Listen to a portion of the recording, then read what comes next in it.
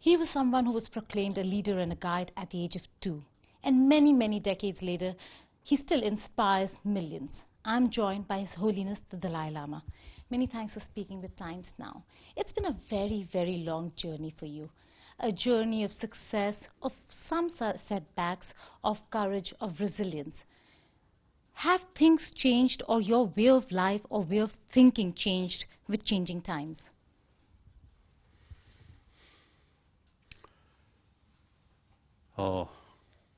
Basically, I am Buddhist sort of practitioner, a Buddhist monk. And I think the way of training, think entire sentient being, and particularly entire sort of sentient being of this world, and particularly human being. So I think that kind of training, some change, even sort of become refugee, new place. But because of this training, not much sort of today, mentally not much change.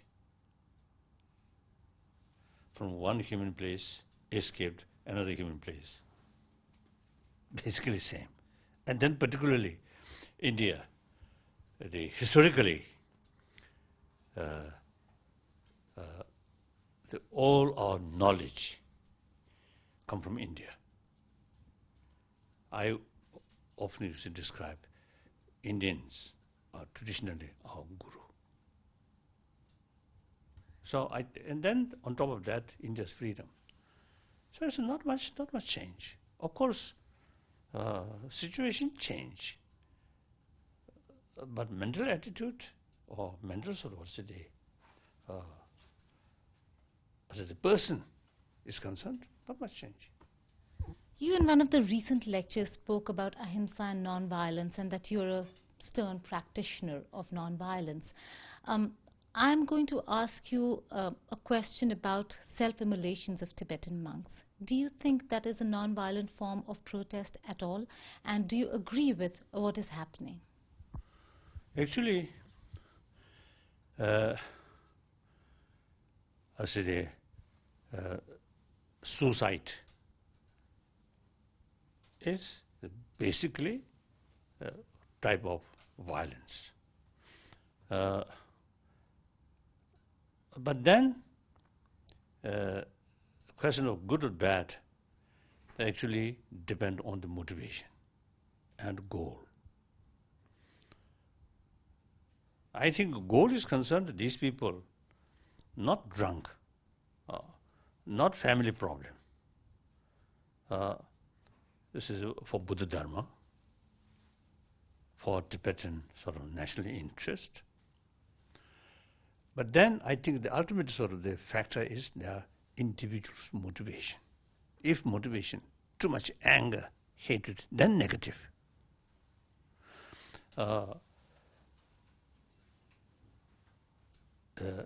If the motivation more compassionate, calm mind, then such act also can be positive. So that's the, strictly speaking from the Buddhist viewpoint, like that. Any action, whether violent or non-violence, is ultimately depend on motivation. But the Chinese have said that that the Dalai Lama does not only provide moral support, but also now is providing financial support, and that they have evidence to prove it. What do you have to say to the Chinese? And very good. Please come here and thorough check. Since 2008 crisis, even the Prime Minister, the now former Prime Minister, Wanjapo, looks very nice, very sensible person. He also accused of the crisis. You see, start from India. He also, I think, mentioned my name. Then immediately I responded, now please, some Chinese officials or international media, please come to Dharamsala and thorough check about all our files and also those sort of records which I sort of talk with Tibetan who from time to time come from Tibet. So we are ready, happy to show everything. At that time also, as I mentioned. Then last is several occasions when Chinese accuse us. Then most welcome, come to here. Instead of saying from distance, come here. Will be our guest, most important our guest, and check everything. Right. Most welcome. What do you then make of the new leadership? There has been a change of leadership in China. Are you more hopeful that things will resolve in the near future, or do you think China will continue to move and to take the stringent stand that it takes? The China, as another totalitarian and closed society. So the system is such, one of the few individuals cannot do much. So, but overall picture of China is changing. Today's China compare 30, 40 years ago, much changed. I think because of the closer relations or contact with outside world and large number of Chinese students study in foreign countries, and many businessmen or leaders and their children carry study in foreign countries, mainly in America. So, in spite of the government restriction, actually China is opening. I think because of Deng Xiaoping's sort of policy, the liberalization about economy. So things are changing for their own future. And also, I also feel the people from China, most populated nation, and now economically also growing because of more strength. So China can do much more constructive role on the global level or in Asia. So for that, trust, respect from rest of the world is highly necessary in order to carry some constructive role. That is lacking now. I think Chinese leaders and intellectuals, I think intellectuals knows that. Now leadership also, have to accept that reality. Then accordingly, they should carry all these sort of activities or policy more transparent way and try to promote rule of law and transparency and sort of freedom of media or news. These are very, very essential for their own interest.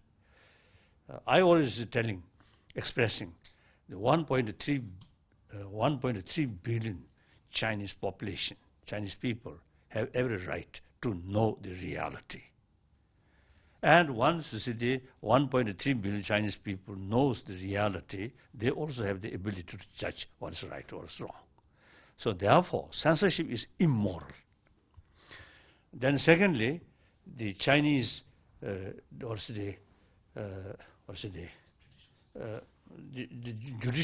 judicial system, must sort of uplift up to international standard.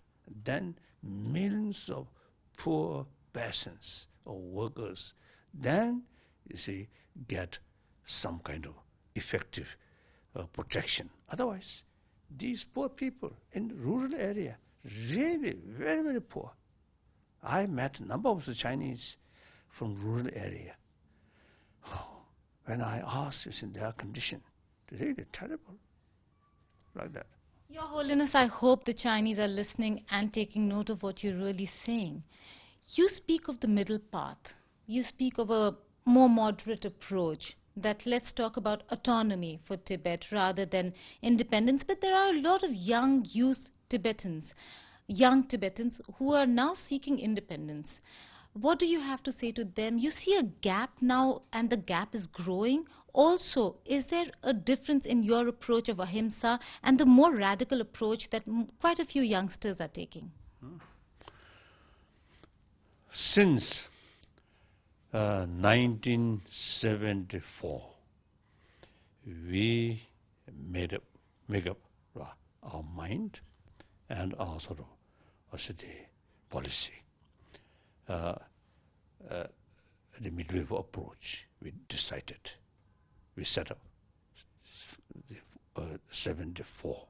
At that time, China, Cultural Revolution still there.